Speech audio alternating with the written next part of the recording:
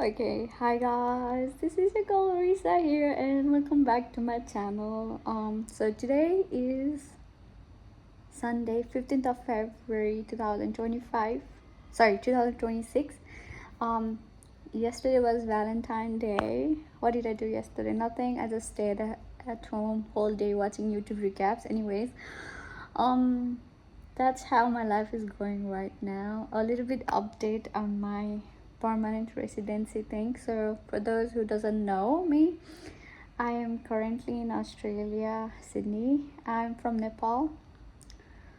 So I've been living here since 2019, and it's gonna be 1920. It's gonna be, yes, it's gonna be 7 year in 2 months now. And today I'm just gonna talk about the struggle of living in Australia.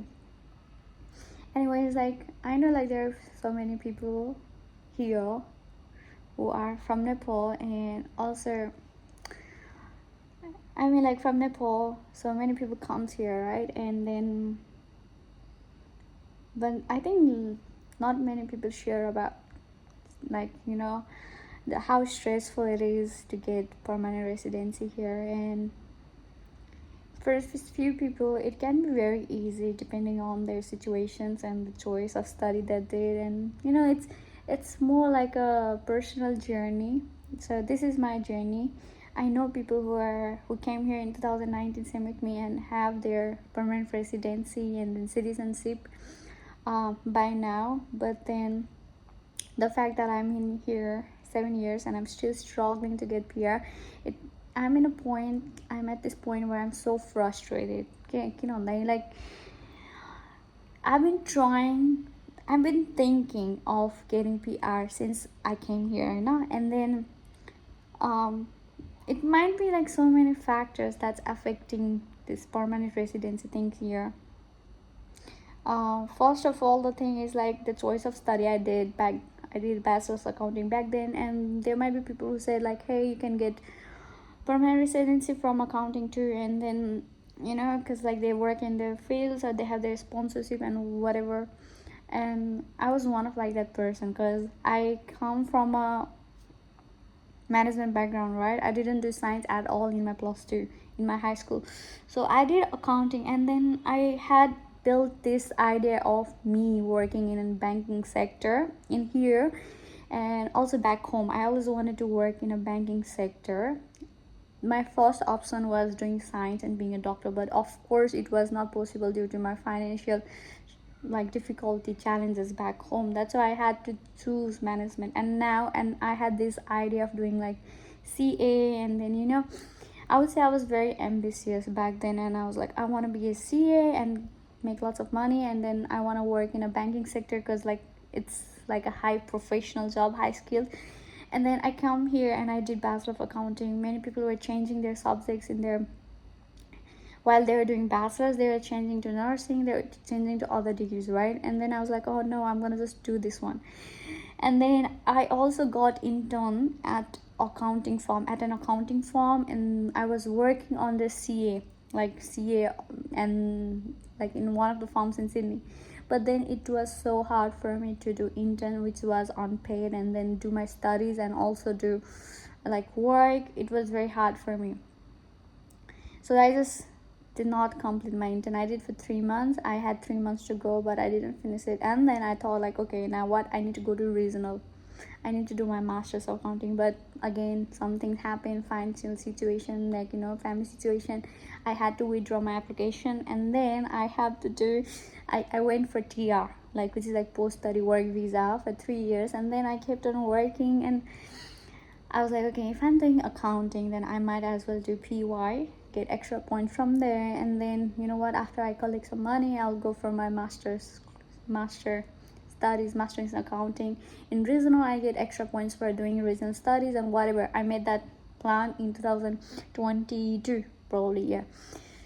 I went to regional. I stayed there for almost 10 months, and in 2022 they kind of changed 22 23 they changed their Australian government changed their policies again. And then they are inviting people for accounting at 150 points. And I I was doing PY and I had almost completed PY, but then I had like only internship left to do to complete my PY. I could have got points in that, and but the Australian government brings another rule. The rule says like you can't apply for student visa if you had already done your post study work visa. And then I was like, oh no, I had less 1 year left for my post study work visa, but then I could not, like, I had to think clearly because it was from July 2024 they're gonna implement the plan policy from then. And then I had to make a quick decision. I had to leave my PY, and then I had to come to study in Sydney. I was back in Canberra then because of the same thing, because like in Canberra they were not offering grad diploma, which is like 1 year course of early child education. And I came to Sydney, and then I did this 1 year of course during my 1 year of post study work visa. That was the last, and then I got my COE and everything. Again then, because my visa was going to end and my study was not going to finish during those times, so I had to apply for another visa. So what do? I do Masters of Accounting because for the visa.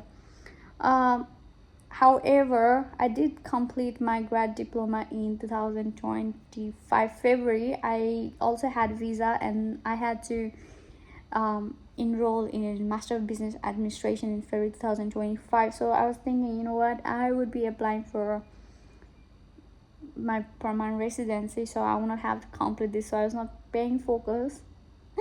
And one of the things that was consistently bothering me was PTE, like English test, right? English language test. I mean, it's personal, right? For some people, they don't need to bother, and for some people, it's like, you know, very hard. So for me, at that time, the PD had not changed. It was around 79 each band, and I was sort by like little bit less marks. I did once, and then I did it without having a PD coaching classes. So I did it back then. I didn't get marks, and I joined, and all at that time it was $475 for one class.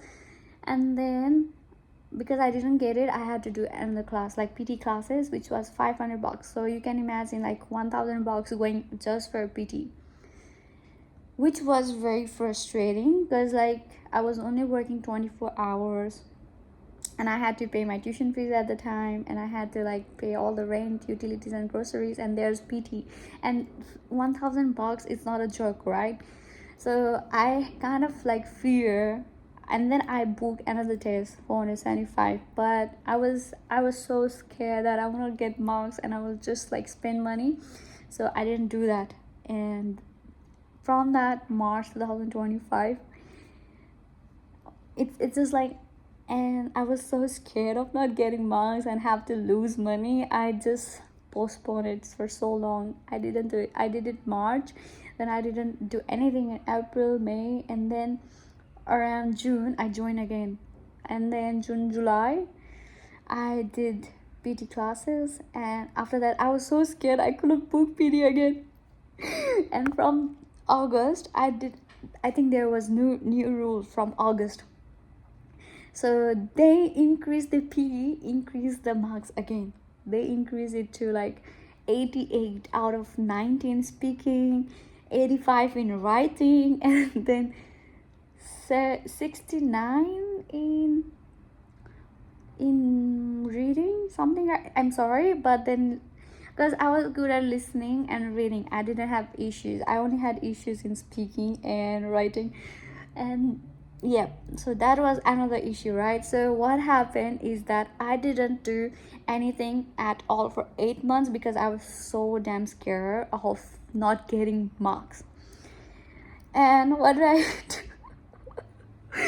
So I booked class again in December.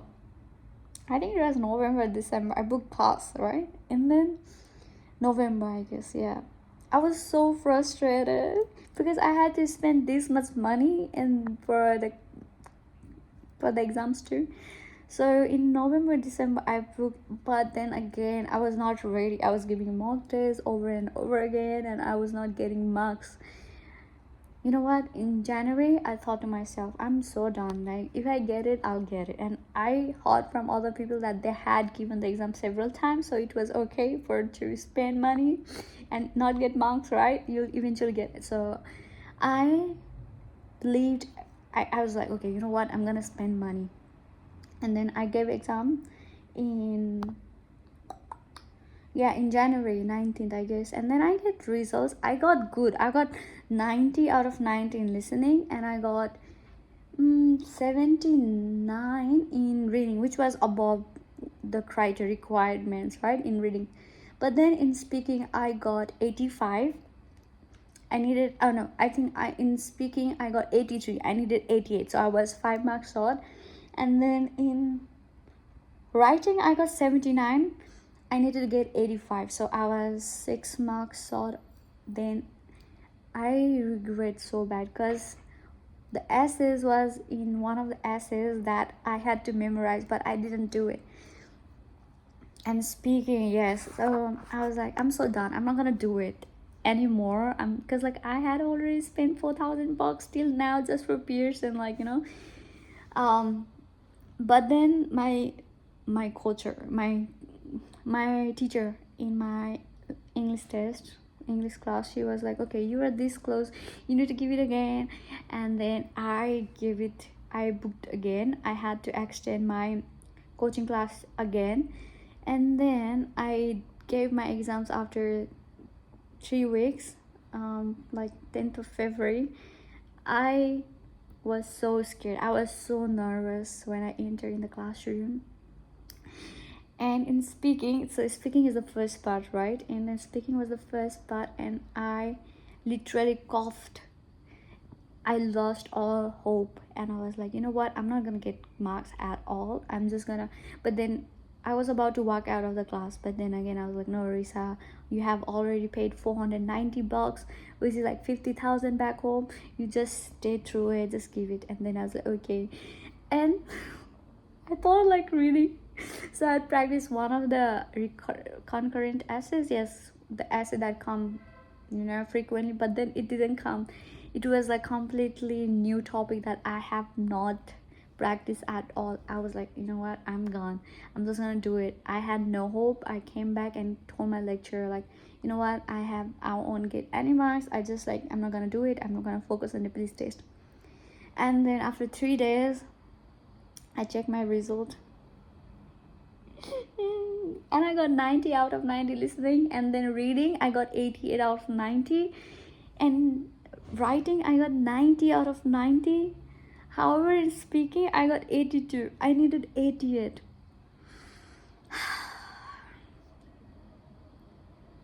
It's so hard. And then I was like, I was happy that I got 90 out of 90 in writing, which I was not expecting at all.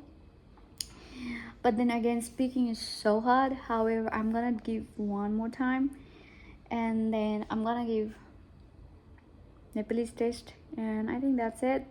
I have already applied for my permanent residence, and I'm just gonna wait. I'm just gonna let Australian government decide. Anyways, sometimes I think about going back home and then doing something back home, but then at the same time, like it requires, I mean, if you want to live a normal life, you know what, you can go back and I can get a job and I can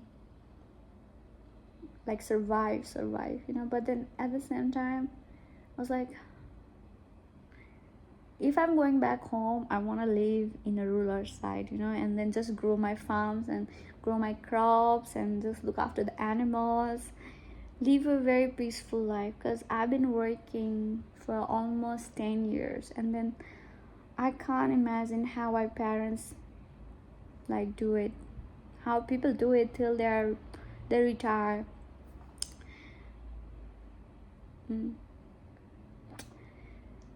Yeah.